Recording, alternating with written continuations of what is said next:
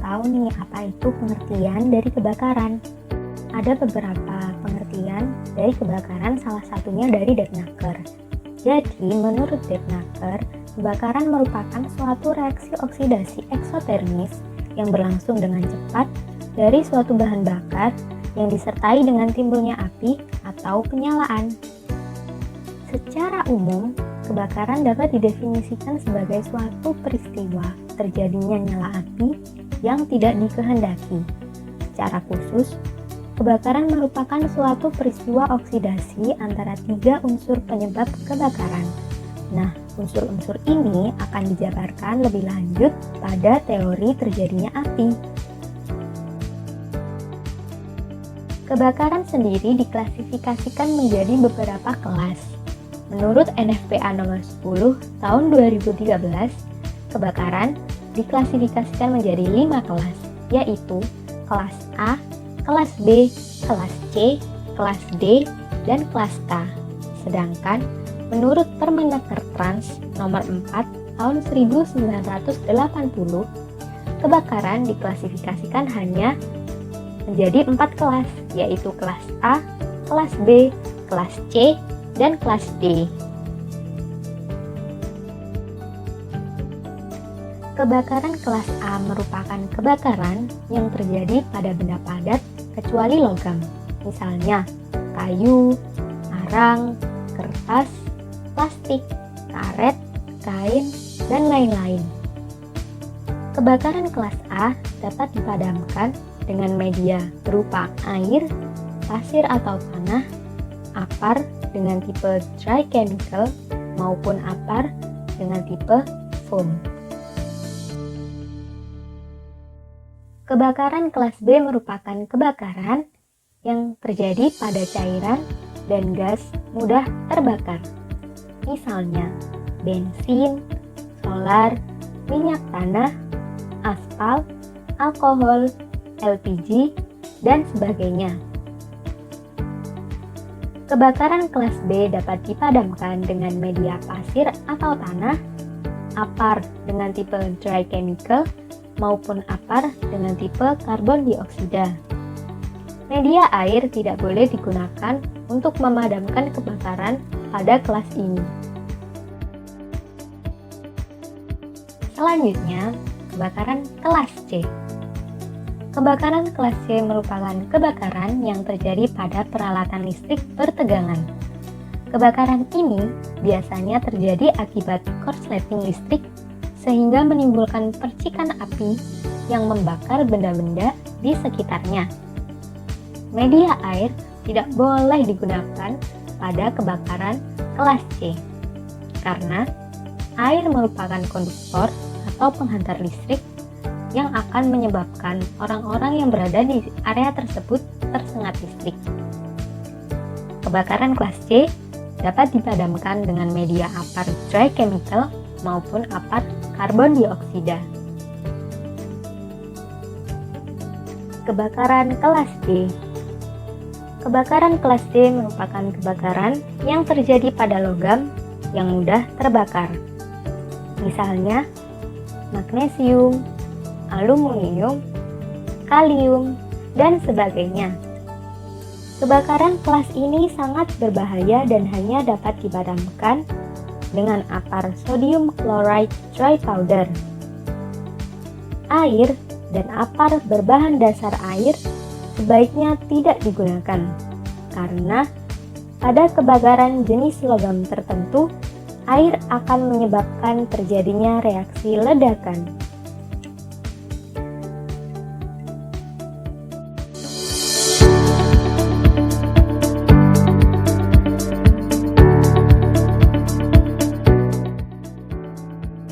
Nah, selanjutnya kita akan masuk ke klasifikasi bahaya kebakaran.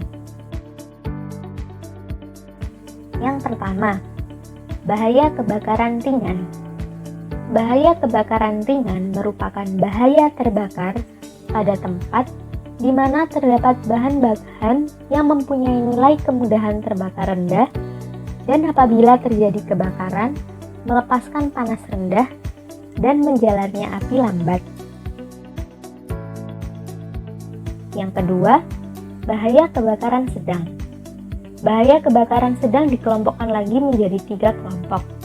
Kelompok yang pertama adalah bahaya kebakaran pada tempat di mana terdapat bahan-bahan yang mempunyai nilai kemudahan terbakar sedang, penimbunan bahan yang mudah terbakar dengan tinggi tidak lebih dari 2,5 meter, dan apabila terjadi kebakaran, melepaskan panas sedang sehingga menjalarnya api sedang.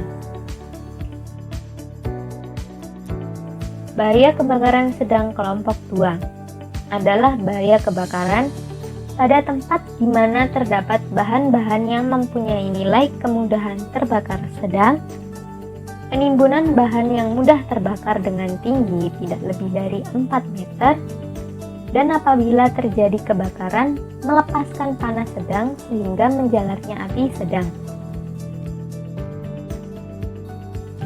Bahaya kebakaran sedang kelompok yang ketiga merupakan bahaya terbakar pada tempat di mana terdapat bahan-bahan yang mempunyai nilai kemudahan terbakar tinggi, dan apabila terjadi kebakaran melepaskan panas tinggi dan menjalarnya api cepat. Bahaya kebakaran yang terakhir yaitu bahaya kebakaran berat, merupakan bahaya terbakar pada tempat di mana terdapat bahan-bahan yang mempunyai nilai kemudahan terbakar tinggi, dan apabila terjadi kebakaran melepaskan panas sangat tinggi dan menjalarnya api sangat cepat. Selanjutnya adalah teori terbentuknya api. Teori terbentuknya api terdiri dari 2, yaitu teori segitiga api dan teori piramida api. Teori segitiga api atau fire triangle merupakan teori di mana api muncul karena 3 komponen, yaitu fuel, heat, dan oksigen. Fuel atau bahan bakar yaitu unsur bahan bakar baik padat, cair, atau gas yang dapat terbakar yang bercampur dengan oksigen dari udara. Yang kedua, heat atau sumber panas, yaitu yang menjadi pemicu kebakaran dengan energi yang cukup untuk menyalakan campuran antara bahan bakar dan oksigen dari udara. Yang ketiga, oksigen yang terkandung dalam udara. Tanpa adanya udara atau oksigen, maka proses kebakaran tidak dapat terjadi. Selanjutnya adalah teori piramida api atau fire tetrahedron. Pada teori ini, api terbentuk atas 4 unsur. Yang pertama, heat, yang kedua, fuel, yang ketiga, oksigen, dan yang keempat adalah chain reaction. Konsep ini merupakan pengembangan dari teori segitiga api dengan ditambahkannya satu unsur baru, yaitu reaksi berantai atau chain reaction, sehingga namanya menjadi tetrahedron api. Reaksi rantai mempengaruhi pembakaran karena di sini terjadi reaksi kimia atau fisika yang timbul akibat nyala api. Selanjutnya adalah teknik pemadaman api. Dalam memadamkan api terdapat 4 teknik. Yang pertama adalah cooling, smothering, starvation, dan break chain reaction.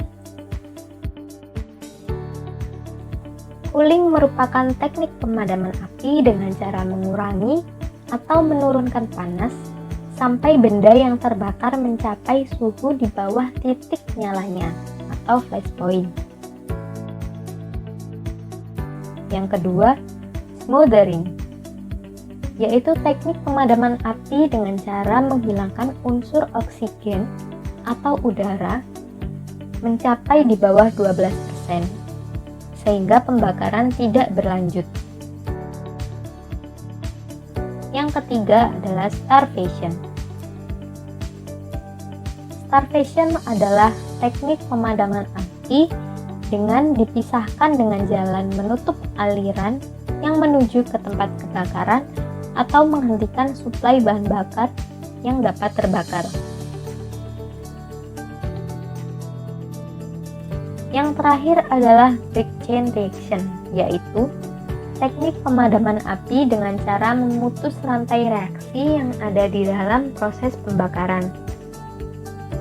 Pada beberapa zat kimia mempunyai sifat memecah, sehingga terjadi reaksi rantai oleh atom-atom yang dibutuhkan api untuk tetap terbakar.